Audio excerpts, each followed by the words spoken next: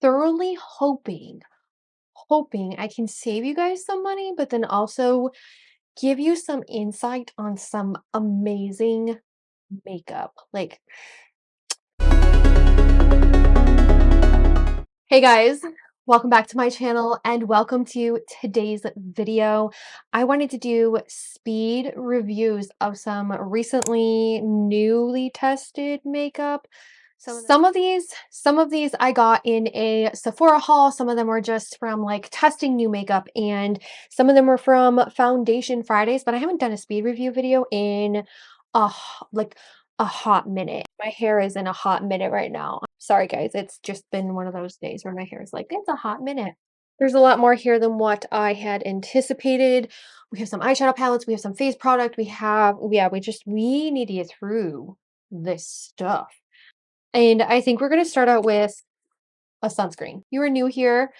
I was on a search this summer for like the perfect skin tint, something that would give me a really decent coverage, but also would provide like SPF. If you guys want to hear my thoughts about some of the skin tints and how I ranked them and my final thoughts on those skin tints, leave me a comment down below and I will get that up for you guys.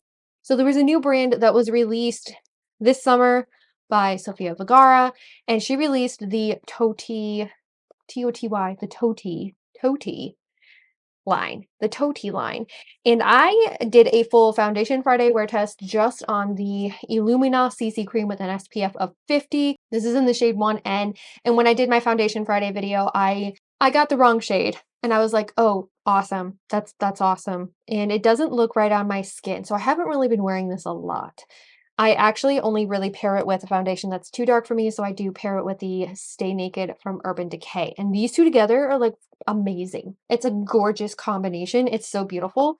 But on its own, this does not provide any kind of coverage at all. It's very lightweight. It is not a CC cream by any means. It's not color correcting. It is just very too light, doesn't cover well.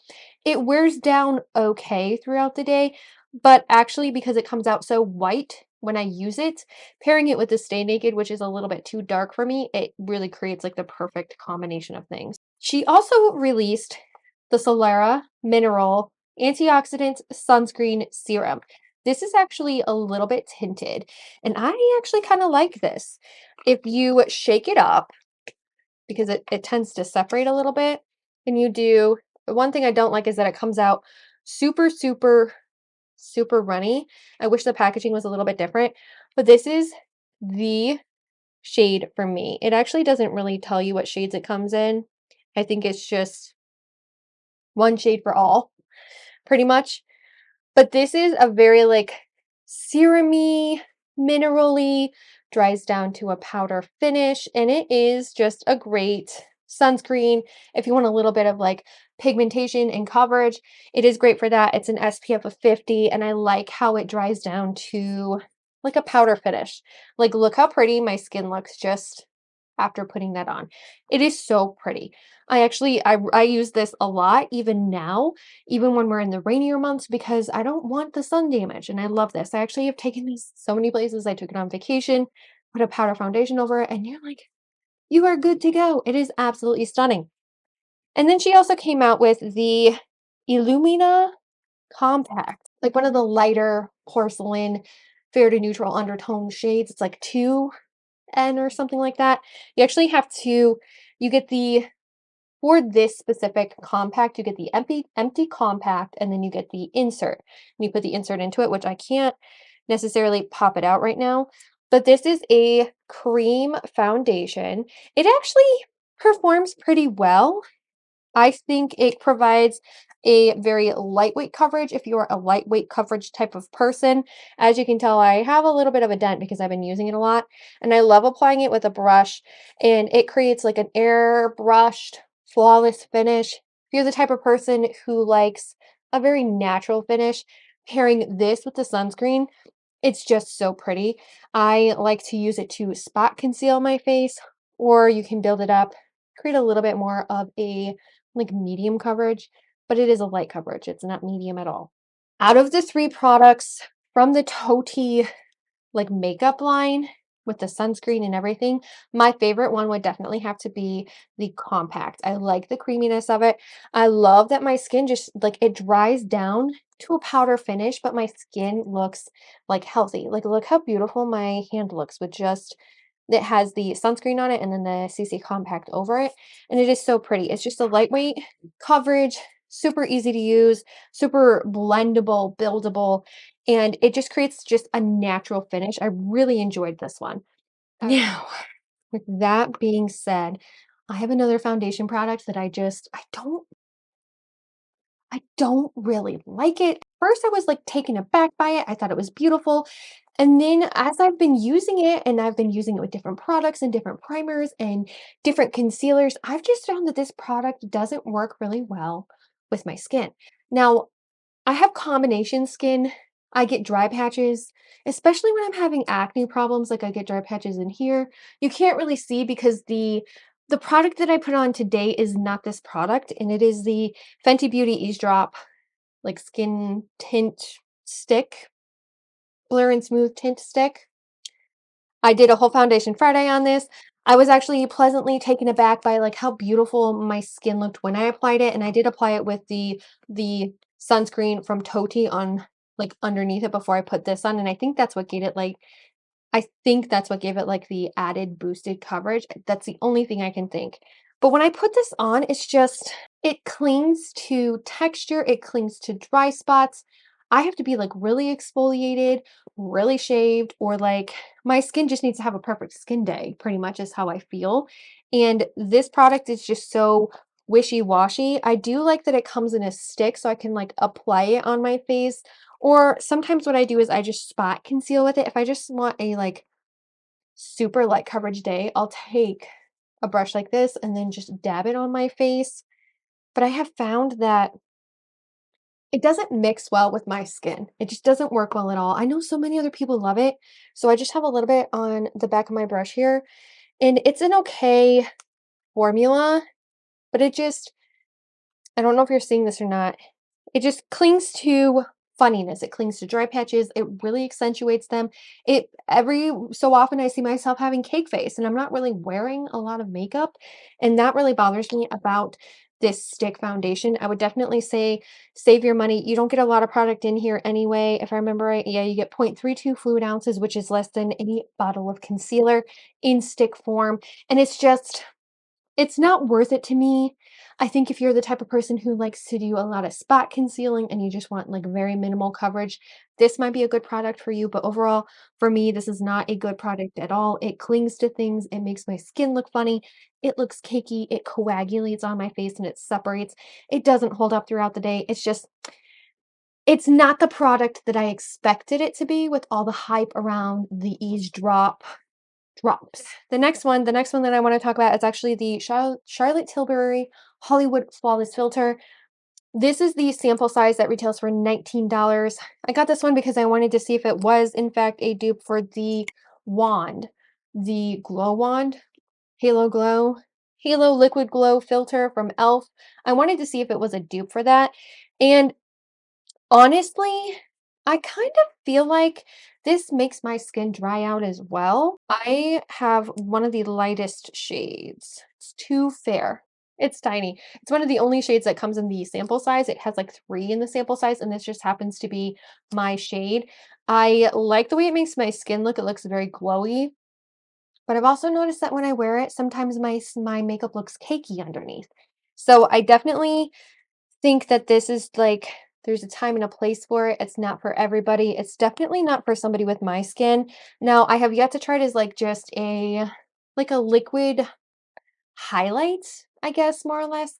I'll have to try it like that, but as like a primer, what it's supposed to be used for, to give a youthful glow, it doesn't do that for me. I don't like it at all. I don't think it's worth your money. It performs pretty much the same as the e.l.f. one, and the e.l.f. one has never really like that one's okay. It gives me a really nice healthy glow.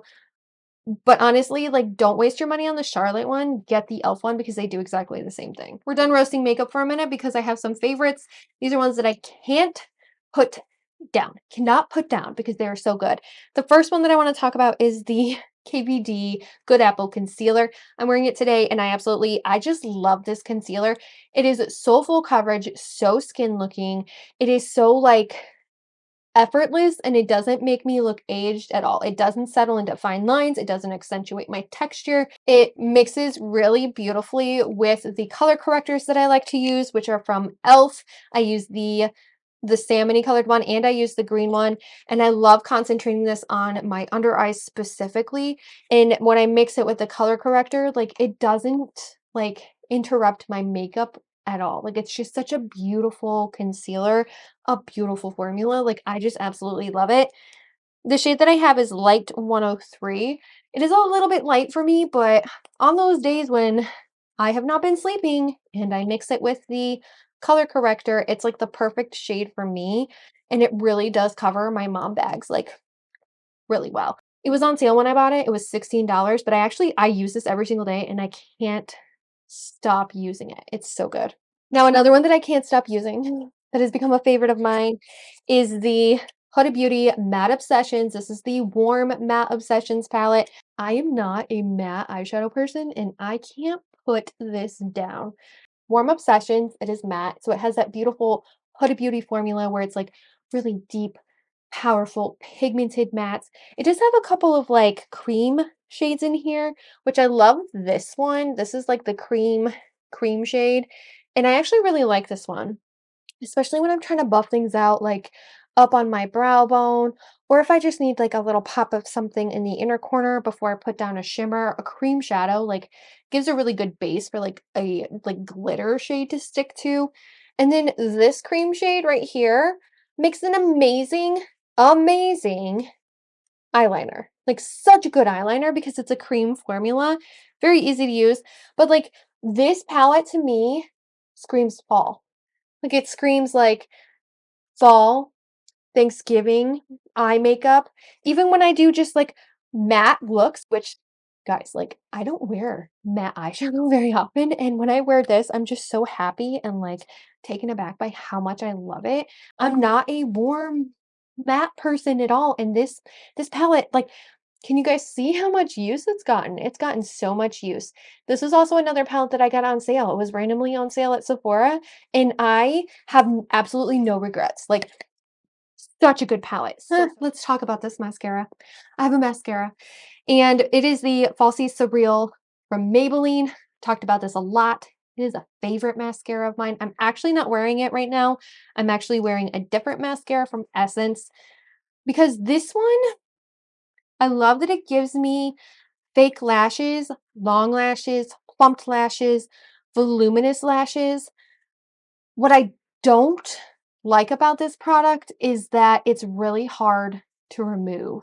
There are so many things that I've used to try and remove this mascara, and honestly, the only thing that really helps me remove it is when it's hair washing day, when it is shower day for me, and just having like a whole bunch of water like on my face and just like getting the mascara off of my lashes. I've tried micellar water, I've tried a makeup remover, I've tried, so many different things. The only thing I haven't tried is a makeup removing balm, which I don't like those because they make me break out like no other and they really irritate my eyes. And that's why I haven't tried it with this mascara.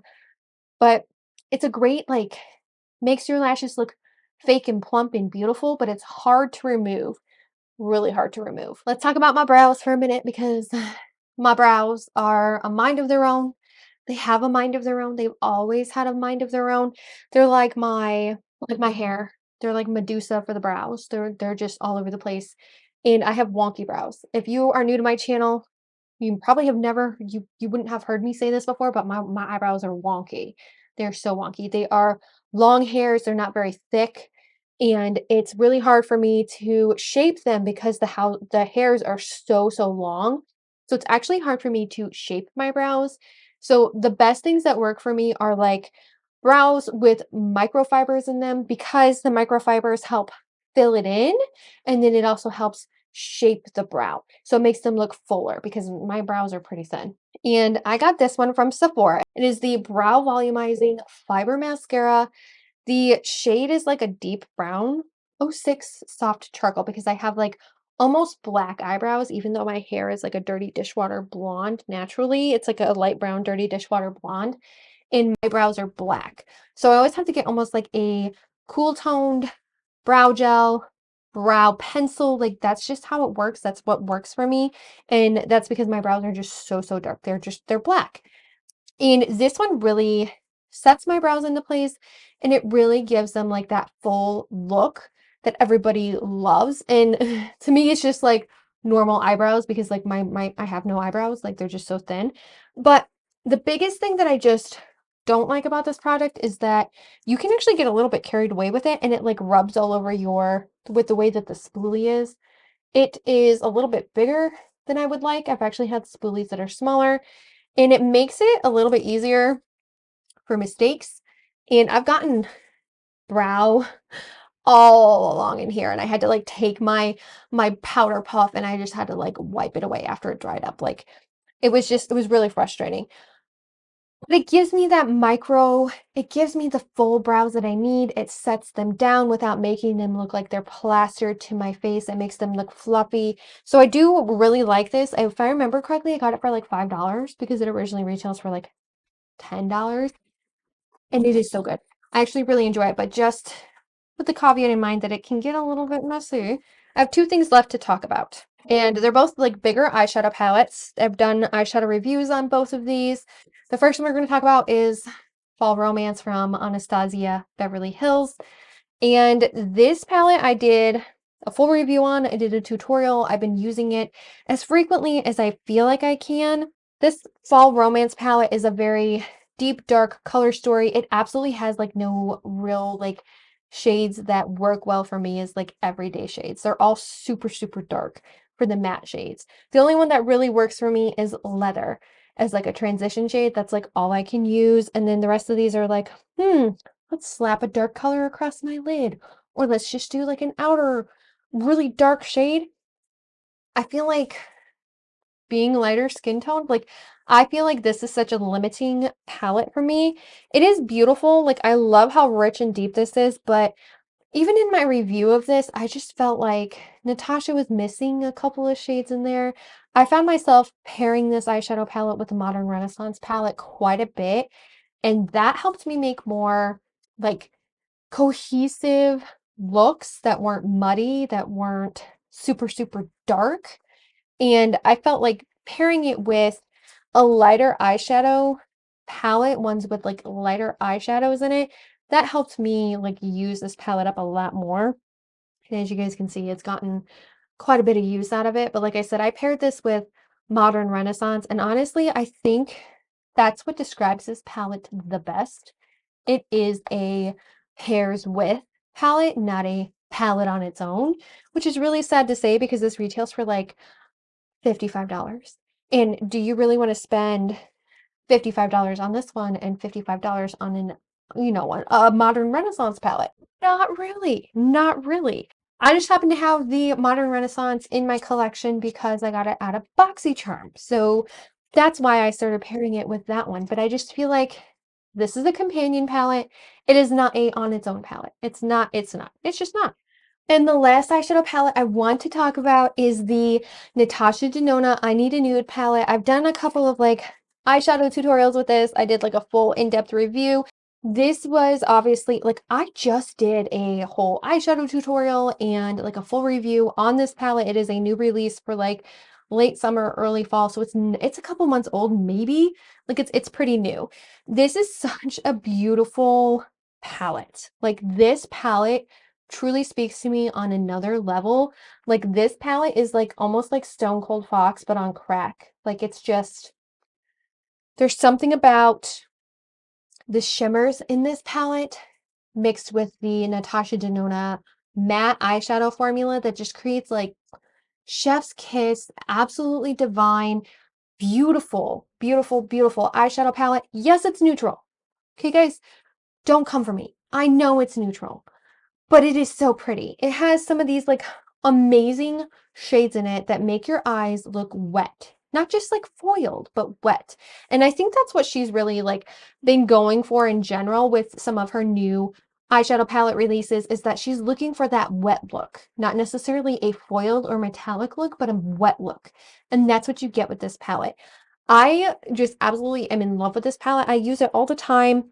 Even when I'm just using like, if maybe even I pop like a colored eyeshadow in my crease and I want my eyes to look like colorful and kind of neutral with a twist, but then also I want it to look wet. And I really love some of the shades in this palette that look wet and they look just like glistening and glowing on your eye. And I think that's why I like it, is because it makes you look like you're glistening and glowing. And one of my favorite shades is actually Muse. Like this is like such a great shade. Sometimes I even just use like a cream shadow and then I place that on top of my lid and it's just this beautiful eyeshadow look. It's so beautiful. I could not recommend the I Need a Nude Enough if you're looking for a really easy to use neutral palette with great pigmentation in the matte shades, super easy to work with. And then those wet shades, just it's so different, but it's so beautiful. And while the color story has like been done before, like in Stone Cold Fox from ColourPop, the formulation is really what sells this palette for me because it's so beautiful and it's so good. Hopefully, I have saved you guys some big buku bucks on some of this product, and hopefully maybe I've helped you if you're, on the chopping block about whether or not you want to purchase some of these other items. Let me save you some money with some. Let me give you a little bit of information about others that have had bad reviews and ones that are just like you don't know if you should purchase. Thank you guys so much for tuning into this speed review video. If you want to see more from me, definitely hit that subscribe button, and I hope I get to see you in my next video. Bye!